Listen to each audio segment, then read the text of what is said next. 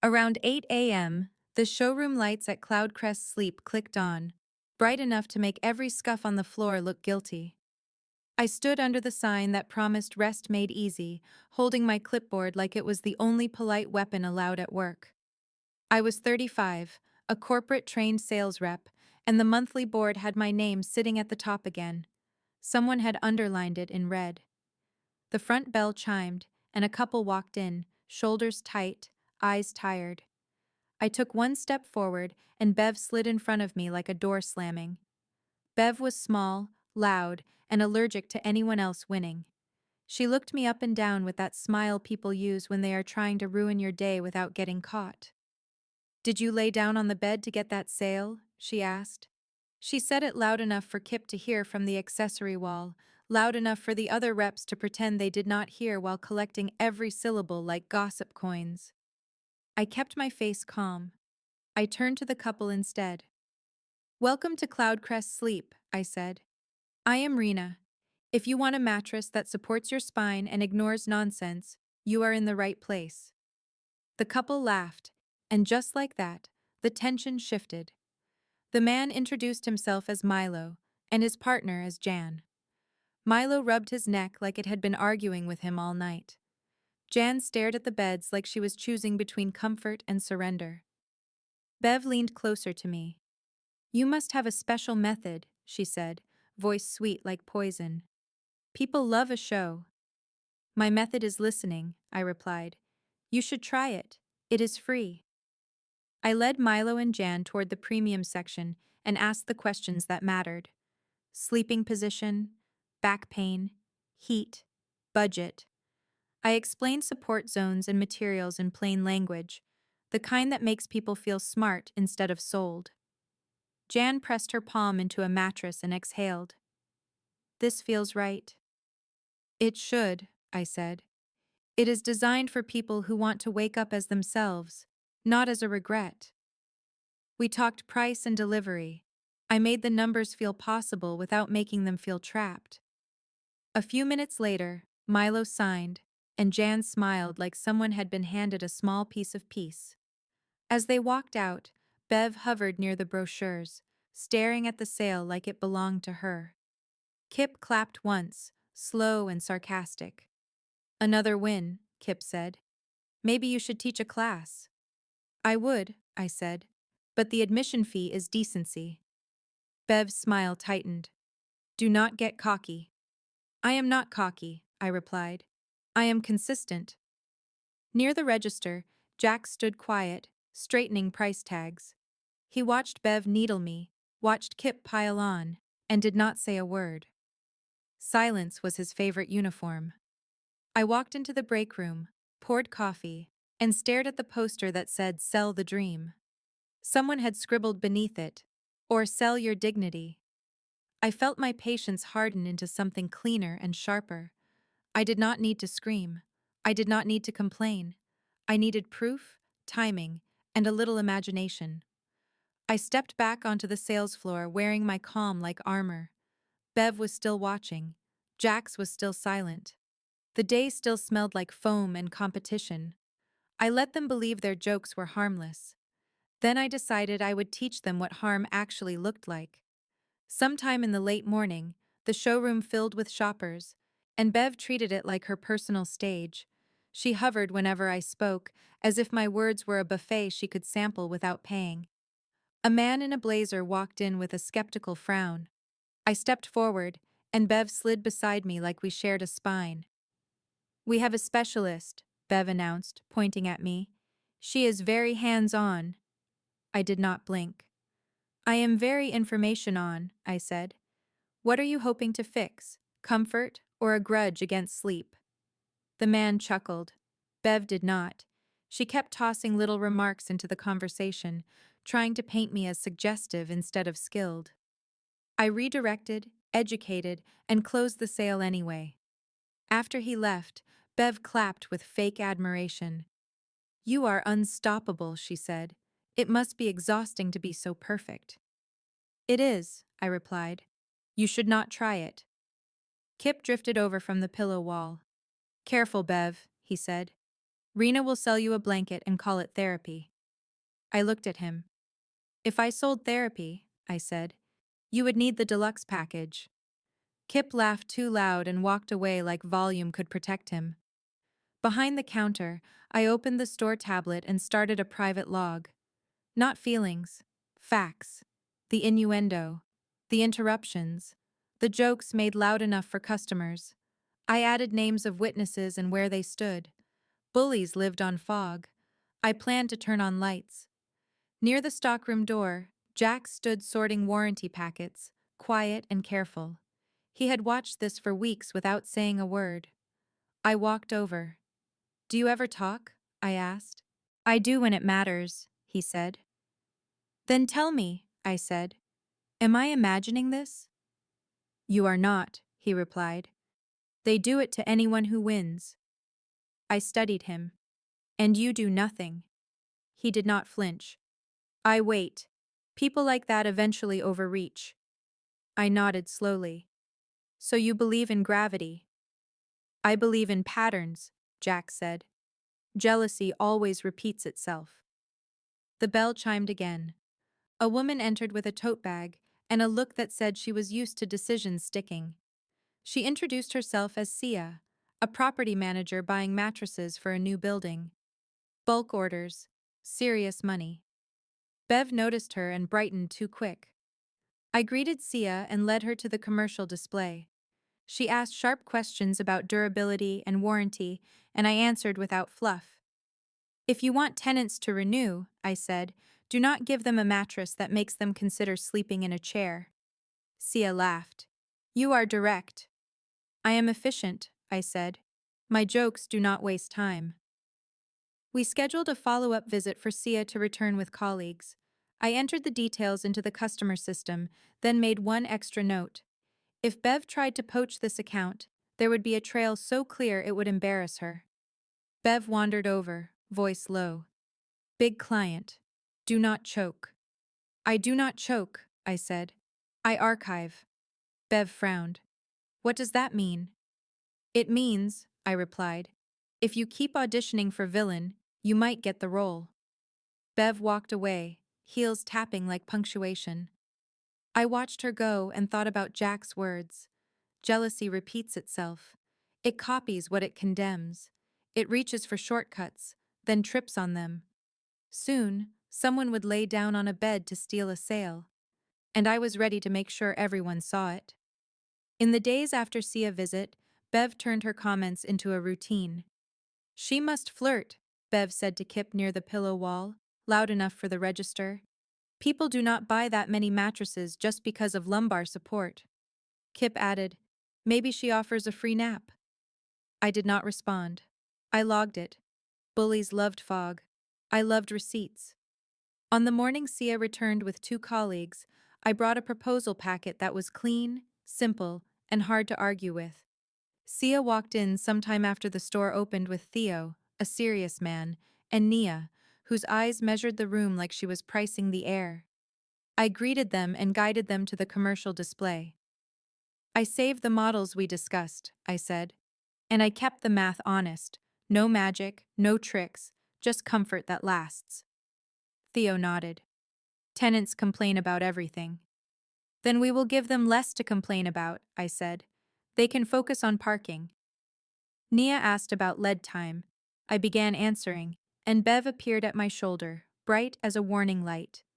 Oh, the building order, Bev said. I handle large accounts. I can help. Sia looked confused. Theo frowned. Nia glanced between us. I have been working with Sia on this, I said. We are in the proposal stage.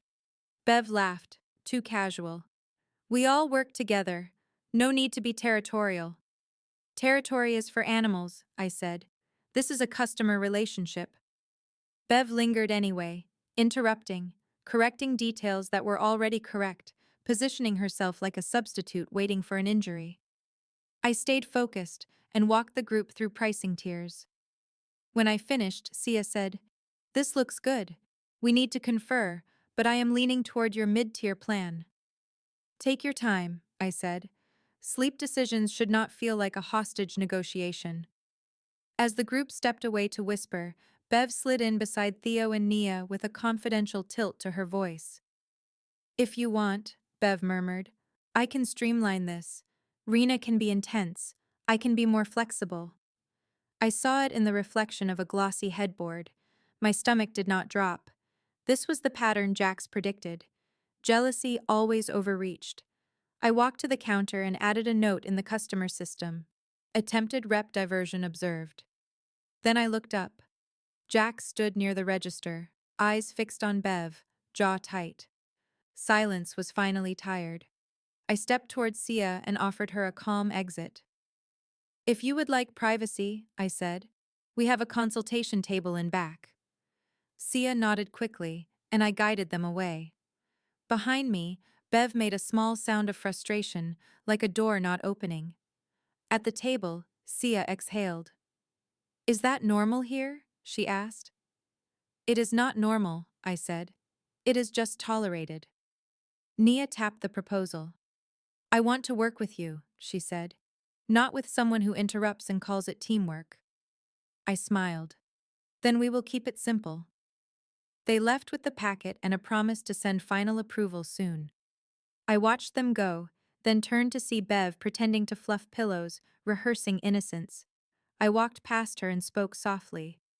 "Careful. People trip on the lies they leave on the floor." Bev's eyes flashed. "What did you say?" I replied. "Stay upright." Jax moved then, not toward me, but toward the manager office, steps steady and sure. Silence had finally decided it mattered. Sometime the next morning, the approval email from Sia arrived. The bulk order was official. I printed it, slipped it into my folder, and kept my face calm, like winning was normal for me. Bev saw the printout and smiled like it hurt. "Congrats," she said. "However you earned it." "I earned it with product knowledge and manners," I replied. Radical approach. Bev walked away, shoulders stiff. Desperation clung to her like static. Around the late morning, a new customer arrived, a man named Omar, who needed a mattress after a move. I greeted him, asked a few questions, and guided him toward a model that fit his budget. The sale was forming, clean and simple. Then Bev appeared, bright and hungry. She stepped between us with a grin. "Omar, I can show you comfort in a way that really lands," she said. "I am assisting him," I said, voice steady. Bev brushed that aside and walked to a display bed. With theatrical confidence, she sat down. Then she reclined, stretching out across the mattress like she owned it. She patted the surface beside her. "See," Bev said, "this is how you know. You have to feel it. You have to commit." The showroom went quiet. Kip froze near the pillow wall. Two nearby customers stopped pretending to browse. I could almost hear the cameras watching. I kept my tone polite. "Interesting demonstration," I said. "I thought you believed lying on beds for sales was improper." Bev's cheeks reddened. "I am showing comfort." I turned to Omar. "If you prefer a rep who uses dramatic lounging, I can step back. If you prefer answers and respect, I am here." Omar stared at Bev sprawled across the bed. "I prefer answers," he said, stepping toward me. Bev sat up fast, hair mussed, pride bruised. "Do not be dramatic," she snapped at Omar. I smiled. "Drama requires timing," I said. "You are improvising." At the register, Jax watched everything. He did not hesitate. He walked straight into the manager office. A short while later, Ms. Lark came out with a tight expression. "Conference room," she said. "Bev, Rena, Jax." Inside, Miss Lark spoke without warmth. "Stealing customers is grounds for termination. Interfering with assigned reps is not tolerated. We also do not humiliate our brand in public." Bev tried to laugh it off. "I was helping," Jax answered, calm and clear. She tried to take Omar from Rena. She laid on the bed and invited him to commit beside her. She did it in front of customers. Ms. Lark looked to me. "Accurate?" "Yes," I said. And Bev has been implying for weeks that I earned sales by doing exactly what she just did. Bev hissed. It was a joke. I tilted my head. Then you should work on punchlines. Ms. Lark opened her laptop. We have camera footage, she said. And we have a pattern. Bev went still, like her body finally caught up to reality. Ms. Lark continued. Bev, you are placed on administrative leave pending review. Kip will receive a formal warning. Rena, your account ownership is confirmed, including the SIA order. Bev turned toward me, voice sharp with panic. You set me up. No, I said softly. I stopped covering for you. There is a difference. Bev stormed out. The door shut with a hollow sound. I exhaled slowly. Revenge did not need flames. Sometimes it only needed a spotlight and someone willing to turn it on. The showroom felt cleaner after that meeting, like the air had been scrubbed. Kip avoided eye contact. The reps who laughed at Bev jokes suddenly found urgent reasons to organize boxes in the back. Even the sales board looked less like a battlefield. I kept working. I did not gloat. I sold mattresses with the same steady rhythm because my revenge was not a victory lap. It was a reset. Sometime early the following week, Ms. Lark called me into the office. Jax was already there, standing near the window, hands clasped behind his back, like he was guarding something. We completed the review, Ms. Lark said. Bev is terminated. The footage and the customer statement sealed it. I absorbed the words with a calm face and a quiet heartbeat. Terminated meant Bev could no longer poison the floor. It also meant the company was willing to enforce its own rules once it was forced to look. Ms. Lark continued. We are implementing changes. Assigned rep ownership will be locked at first contact. A manager must approve any rep change, and we are tying bonus eligibility to professionalism. I raised a brow. Decency with a financial incentive. Bold. Ms. Lark almost smiled. Effective. Jax cleared his throat. It was such a rare sound it felt like a new product launch. I should have spoken sooner, he said. I looked at him. You did speak, I replied. When it mattered. He nodded once. Ms. Lark slid a document across the desk. This is your updated commission statement for the SIA order, she said. And a note from SIA. I read the note and felt a quiet satisfaction settle in my chest. SIA thanked me for professionalism and said she would not work with vendors that tolerated internal games. Good, I said. I prefer clients who respect their own time. Ms. Lark tapped another paper. There is a new role, senior account lead. You have the numbers and the discipline. You will mentor new reps. I leaned back. So I get paid to teach people how not to behave like toddlers in business casual. More or less, Ms. Lark said. I signed without hesitation. Back on the floor, Kip hovered near a display, eyes nervous. Hey, he said. About before. We were just joking. I faced him, voice even. Jokes are supposed to be funny, I said. What you were doing was testing how much disrespect I would swallow to keep the peace. Kip swallowed. I did not mean it like that. Meaning is cheap, I said. Impact is the invoice. He nodded and backed away, suddenly fascinated by straightening a sign that was already straight. Later, around the late afternoon, a woman walked in with tired eyes and a hand pressed to her lower back. I greeted her the way I always did, with warmth that did not bend into weakness. Welcome, I said. Tell me what kind of sleep you are trying to get back. As we walked toward the displays, I caught my reflection in a mirrored headboard. I looked the same, but I felt lighter, like I had finally set down a weight I never agreed to carry. Revenge, I realized, was not about ruining someone. It was about refusing to be ruined. And if anyone ever asked again whether I had to lie down to get a sale, I already had my answer. No, I stand up. Every time.